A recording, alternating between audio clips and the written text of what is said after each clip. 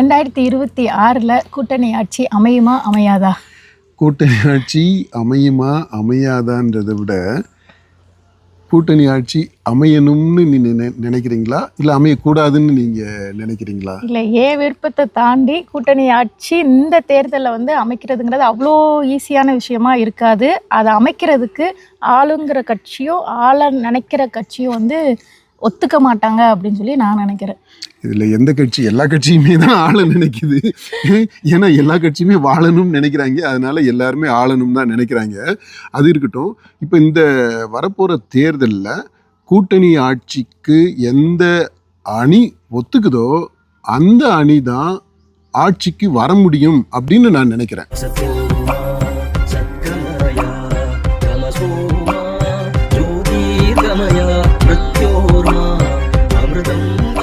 கூட்டணியா தேர்தலுக்கு முன்னாடி மக்கள் அந்த அணியா களம் காணும்போது அதை ஏற்றுக்கொள்ளக்கூடிய மக்கள் ஜெயிச்ச பிற்பாடு கூட்டணியா ஆட்சி அமைக்கிறது வேண்டாம் அப்படின்னு யார்கிட்ட சொன்னாங்க? யார்கிட்டயாவது சொல்லியிருக்காங்களா? எந்த தேர்தலையாவது அப்படி சொல்லியிருக்கிறாங்களா? அப்படி சொல்லலை. இல்லை, அப்புறம் எப்படி இந்த கட்சிகள் எல்லாம் மக்கள் இந்த கூட்டணி ஆட்சியை விரும்பலை அப்படின்னு எப்படி சொல்கிறாங்க? இல்லை, கூட்டணி ஆட்சி அமைக்கிறனால மக்களுக்கு என்ன பிரச்சனை வந்துடும்? என்ன பிரச்சனை வந்துடும் சொல்லுங்க. என்ன பிரச்சனை? கூட்டணியா ஆட்சி அமைக்கும் போது மக்களுக்கு என்ன பிரச்சனை வந்துடும்? கூட்டணியா நீங்க சேர்ந்து ஓட்டு கேட்க போறீங்க இல்லையா? அதாவது 234 தொகுதியில நீங்க கூட்டணி கட்சிகளுடைய வலுவுக்கு ஏத்தது மாதிரி ஏதோ ஒரு ரேஷியோல ஒரு விகிதாச்சாரத்தை பயன்படுத்தி ஒரு விகிதத்துல அந்த சீட்டுகளை தொகுதிகளை பங்கீடு செஞ்சுக்கிறீங்க இல்லையா? உங்களுக்குள்ள பிரிச்சுக்கிறீங்க. இந்த ஆண்டு இந்த தேர்தலில் மக்கள் அளித்த இந்த தீர்ப்பு கூட்டணி ஆட்சிக்கு எதிரானது அப்படின்ட்டு எப்போ நீங்கள் சொல்ல முடியும்? எந்த முடிவையுமே சொல்ல முடியாது. There is a rational, there are certain criteria. சில அளவுகோள்களினுடைய அடிப்படையில் தான் நீங்கள் தொகுதிகளை பங்கீடு செய்கிறீங்க இல்லையா? அப்போ தொகுதி பங்கீடு செய்கிறதுக்குள்ள அந்த விகிதாச்சாரத்தை பயன்படுத்தி அதே ரேஷியோவில் ஜெயிச்ச பிற்பாடு இந்த கட்சி இவ்வளவு இடங்களில் ஜெயிச்சிருக்கு அப்படின்னா அதுக்கேற்றது மாதிரி ஆட்சியில் பங்கு கொடுக்கறதுல என்ன பிரச்சனை உங்களுக்கு? அதை மக்கள் எப்போ வேண்டான்னு சொன்னாங்க, எப்படி வேண்டான்னு சொல்லுவாங்க? இல்லை, அவங்களுக்கு அந்த அதிகாரத்தை பகிர்ந்து கொடுக்கறதுக்கு விருப்பம் இல்லாமல் மக்கள் ஏற்றுக்க மாட்டாங்க அப்படிங்கிற ஒரு இதை இப்போ சொல்லிட்டு இருக்கிறாங்கல்ல. மக்கள் கூட்டணி ஆட்சியை விரும்ப மாட்டாங்க. அதுதான் சொல்கிறேன்ப்பா. மக்கள் எப்போ இந்த மாதிரி கூட்டணி ஆட்சி வேண்டான்னு சொன்னாங்க? எந்த தேர்தல்லையுமே அப்படி சொல்லலை. அந்தந்த தேர்தலில் களத்தில் நிற்கக்கூடிய கட்சிகளை பார்த்து அணிகளை பார்த்து அவங்க இந்த சூழ்நிலையில் இந்த அணி ஆட்சிக்கு வந்தால் நல்லா இருக்கும் அப்படின்னு சொல்லிட்டு தான் ஓட்டு போட்டிருக்கிறாங்க. இது வரைக்கும் தொடர்ந்து நம்ம 25 ஆண்டு கள ஆய்வு செய்ததுலேயே அந்த முடிவு நம்ம உறுதியாக சொல்ல முடியும். தமிழ்நாட்டை பொறுத்த மட்டும் தமிழக வாக்காளர்கள் அந்தந்த காலகட்டத்தில் அந்தந்த சூழ்நிலையில் இருக்கக்கூடிய பிரச்சனைகளுடைய அடிப்படையில் இந்த அணி ஆட்சிக்கு வந்தால் நல்லா இருக்கும் அப்படின்னு சொல்லிட்டு தான் அவங்களுடைய அந்த தேர்தல் முடிவுகள் அமைஞ்சிருக்கு. அந்த முடிவுகளை நம்ம பார்க்கும்போது எந்த சூழ்நிலையிலையுமே கூட்டணியாக ஆட்சி அமைக்கக்கூடாது அப்படின்றது மாதிரி ஒரு நெகட்டிவான தீர்ப்பை மக்கள் இதுவரைக்கும் சொல்லவே இல்லை. அதனால் இன்னமுமே எனக்கு புரியல, இந்த கூட்டணி ஆட்சி ஏன் கூடாது? மக்கள் எப்போ கூட்டணி ஆட்சி வேண்டான்னு சொன்னாங்க? 2001 பல புதிய கட்சிகள், ஜாதி கட்சிகள் எல்லாம் கூட்டணியாக சேர்த்து அந்த மாதிரி களத்தில் பார்த்தீங்கன்னா பல புதிய கட்சிகள் இருந்துச்சு 2001 தேர்தல் களத்தில். அந்த மாதிரி சூழ்நிலையில் ஆரம்பித்து இப்போ வரைக்குமே கடைசியாக நம்ம செய்த கணிப்பு வரைக்குமே மக்கள் கூட்டணியாக ஆட்சிக்கு வருவதை விரும்பவில்லை அப்படின்ட்டு எந்த சூழ்நிலையிலும் கருத்து தெரிவிக்கவே இல்லை. சரிப்பா, இப்போ கூட்டணி ஆட்சியில் சின்ன கட்சிகள் பங்கு கேட்குது, அதுதான் கூட்டணி ஆட்சி அப்படின்னு சொல்லி சொல்கிறோம். ஆட்சியில் பங்குங்கிறது ஒரு 50% 60-70% வச்சிருக்கிற அந்த பெரிய கட்சி 10% 6% 70% எல்லாம் எந்த கட்சிக்குமே கிடையாது. 20% தான் நிற்குது. 20-25க்கு மேலே எந்த கட்சிக்குமே கிடையாது. அந்த சரி ஏதோ இருக்குது. அந்த பெரிய பர்சன்டேஜ் வச்சிருக்கிற அந்த கட்சி சின்ன பர்சன்டேஜ் வச்சிருக்கிறவங்களுக்கு நாங்கள் ஏன் கொடுக்கணும், ஆட்சியில ஏன் பங்கு கொடுக்கணும்? உங்களுக்கு எம்எல்ஏ ஆகுறதுக்கு நாங்க பதவி அதிகாரம் கொடுக்குறோம்ல. எம்எல்ஏ பதவி வச்சுக்கிட்டா நாக்கு வலிக்கவா? ஆனா அந்த ஆட்சி அதிகாரம்ன்றது வேற. ஆட்சியில பங்கு அப்படின்றது வேற. ஏன்னா அங்க அதிகாரம் முழுக்கவே அங்கதான் குவிஞ்சு இருக்குது. இப்ப அதனால நீங்க சொல்றீங்க இந்த பெரிய கட்சி சின்ன கட்சின்ட்டு. இன்றைக்கு தமிழ்நாட்டுல எந்த பெரிய கட்சி நீங்க சொல்ற மாதிரி இந்த பெரிய கட்சின்றீங்க இல்லையா, அந்த பெருசு எந்த பெருசு இந்த சின்னஞ்சிறுசுகள் உதவி இல்லாம அணி இல்லாம ஜெயிக்க முடியும்னு நீங்க சொல்லுங்க. ஒரு கட்சி சொல்லுங்க பாப்போம். இல்ல ஜெயிக்க முடியாதனால தானே கூட்டணிக்கு வர்றாங்கல்ல, கூட்டணிக்கு வர்றீங்கல்ல. அந்த கட்சியினுடைய இந்த சின்ன சின்ன பசங்க, சில்லண்டி பசங்க, ஃப்ரிஞ்ச் பார்ட்டிஸ் அப்படின்னு எல்லாம் கொச்சைப்படுத்துறீங்களே, அவங்களுடைய அணி இல்லாம அவங்களுடைய உதவி இல்லாம நீங்க ஜெயிக்க முடியாது இல்லையா? அதை ஒத்துக்கிறீங்கல்ல?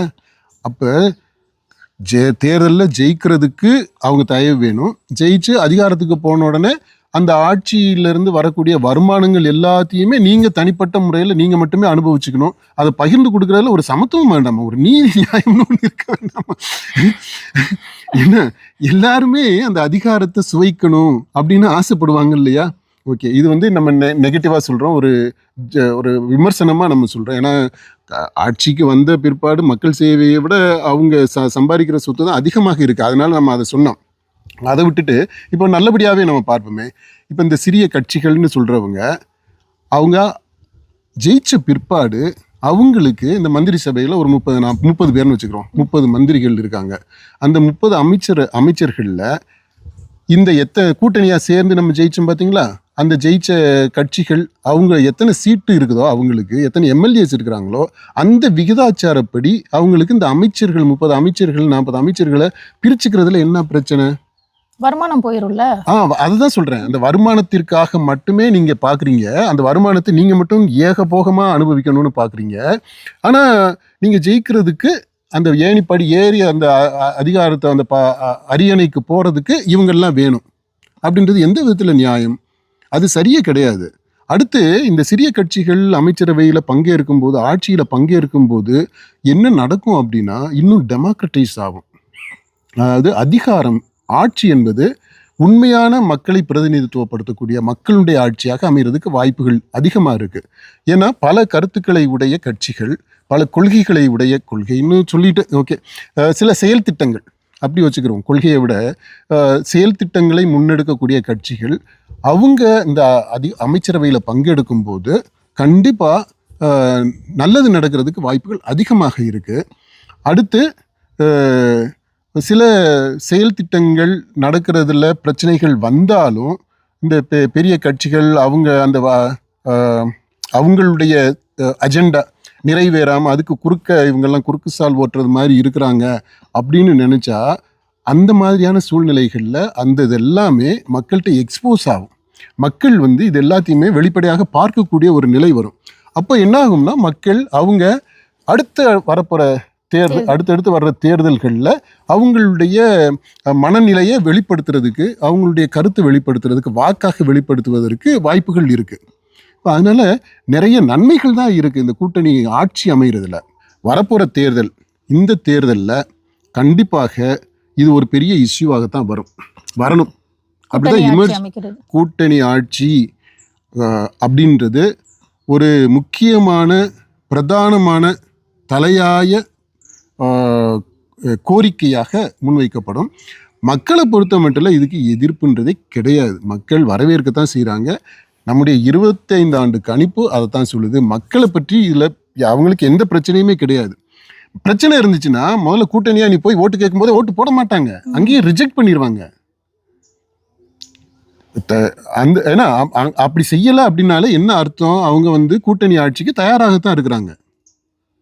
இப்போ மாநில அரசு வந்து கூட்டணி ஆட்சியில் பங்கு கொடுக்க மாட்டேங்குது, ஆனால் மத்தியில் மட்டும் போயிட்டு பங்கு கேட்டுக்கிறாங்கல்ல. பங்கு கேட்கறது போய் போராடி எனக்கு அந்த துறை வேணும் இந்த துறை வேணும்னு கேட்டு பெறுறாங்க. இன்னைக்கு இந்த திமுக ஆட்சி இருக்கு, அப்புறம் அதிமுக சொல்றாங்க. இவங்க எல்லாருமே மத்தியில ஆட்சியில பங்கு பெற்றவங்க தான். சில கட்சிகள்லாம் பார்த்தீங்கன்னா கட்சி தலைவர்கள் அங்கேயே போய் கேம்ப் போட்டு இந்த துறையை, வருமானம் வரக்கூடிய துறைகள் வேணும், அதிகாரமிக்க துறைகள் வேணும் அப்படின்றதுக்காக செஞ்சது எல்லாத்தையும் நம்ம இந்த நாடு பார்த்துக்கிட்டு தான் இருந்துச்சு.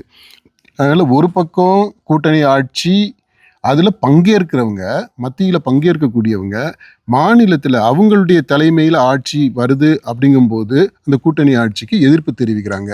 ஏன்னா அவங்க நினைச்சதுபடி அதாவது இது வந்து இந்த முடிசூடா மன்னர்கள் ஆட்சி இருக்குது பார்த்தீங்களா, அந்த மன்னர் ஆட்சியில தான் கேள்வி கேட்கறதுக்கு எவருமே இருக்கக்கூடாது அப்படின்னு நினைப்பாங்க. அந்த மாதிரியான ஆட்சி நடத்தணும், ஏகபோகமா அனுபவிக்கணும் அதிகாரத்தை, அதில் பங்கீடுக்கு யாருமே வரக்கூடாது, கேள்வி எவனுமே கேட்டக்கூடாது அப்படின்ற ஒரு மனநிலை இருக்கு பார்த்தீங்களா, அதுவே மக்களாட்சிக்கு எதிரான ஒரு மனநிலை. மக்கள் நிலையெல்லாம் மாறிடுச்சு. மக்கள் அவங்களுடைய சிந்தனை எல்லாமே மாறி இருக்கு. அதாவது மாறி இருக்குதுன்னா வளர்ந்துருக்கு, அது அடுத்தடுத்த கட்டத்துக்கு நகர்ந்துருச்சு. இப்படிப்பட்ட ஒரு சூழ்நிலையில திரும்ப எப்போ நடந்த அந்த மன்னராட்சிக்குரிய அந்த அம்சங்களவே எல்லா கட்சிகளுமே தமிழ்நாட்டை பொறுத்த மட்டும் இல்லை அதை வலியுறுத்துறது, அதுல பிடிவாதமாக இருக்கிறது. அப்படி இல்லை, இந்த தமிழக வரலாற்றில் இது மாதிரி இதுவே இல்லை அப்படின்னு எல்லாம் சொல்லிட்டு இருக்கிறது வந்து அது ரொம்ப பிற்போக்குத்தனமான ஒரு செயலாக இருக்குது. மக்களாட்சிக்கு எதிரான ஒரு செயல், மக்கள் தீர்ப்புக்கு முரணான ஒரு செயல். இன்றைக்கு சூழ்நிலையில தேர்தல் கூட்டணி இல்லாம யாரும் தேர்தலில் நிற்க முடியாது இல்லையா? அப்ப கூட்டணியாக சேர்ந்து தேர்தல் களம் காணும் போது மக்கள் அந்த கூட்டணியை ரிஜெக்ட் பண்ணல. அதாவது தேர்தல் முறையில் நீங்க யாருமே சரியில்லை அப்படின்ட்டு யாருமே ரிஜெக்ட் பண்ணல, அவங்க வாக்களிக்கிறாங்க. வாக்களிச்சு ஏதாவது ஒரு அணியை ஜெயிக்க வைக்கிறாங்க. அப்படின்னா மக்கள் இந்த கூட்டணி அப்படின்ற அந்த கான்செப்டை ஏத்துக்கிட்டாங்கன்னு அர்த்தம் இல்லையா? அப்படி கூட்டணியாக தேர்தலில் நிற்கிறத ஏத்துக்கிறவங்க கூட்டணியா ஆட்சி அமைக்கிறத எங்க வந்து வேண்டான்னு சொல்றாங்க. நம்ம கண்ணு முன்னாடியே இந்த நடுவண் அரசு இல்ல ஒன்றிய அரசு ஒன்றிய அரசு இல்ல மத்திய அரசு, அந்த அரசுல நம்ம பார்க்கிறோம் இன்றைக்கு கூட்டணி ஆட்சி தான் நடந்துகிட்டு இருக்கு, வெற்றிகரமா நடந்துகிட்டு இருக்கு. அதுல இந்த ஆளுங்கட்சிக்கோ, அதாவது ஆளுங்கட்சி இல்லை, அதுல அதாவது எந்த கட்சியினுடைய தலைமையில இந்த இது நடக்குதோ, பாஜக தலைமையில கூட்டணி ஆட்சி நடக்குது மத்தியில. இப்போ அந்த பாஜகவுக்கு இதனால ஏதாவது சிக்கல் வந்திருக்கா? சிக்கல் வரல இல்லையா? இதுக்கு முன்னாடி நடந்த கூட்டணி ஆட்சிகள்ல யாருக்காவது சிக்கல் வந்திருக்கா? சிக்கல் வந்ததில்லை. அமைச்சரவை நல்லா நடந்திருக்கு. அவங்களால செயல் திட்டங்கள் அவங்க என்ன நினைக்கிறாங்களோ அவங்களுடைய அஜெண்டாவை சக்சஸ்ஃபுல்லா நிறைவேற்றிக்கிட்டு தான் இருக்கிறாங்க. அதுல எந்த சுணக்கமுமே இருக்கிற மாதிரி தெரியல. அப்படிப்பட்ட ஒரு சூழ்நிலை நம்ம கண்ணு முன்னாடியே நம்ம பார்க்கிறோம்.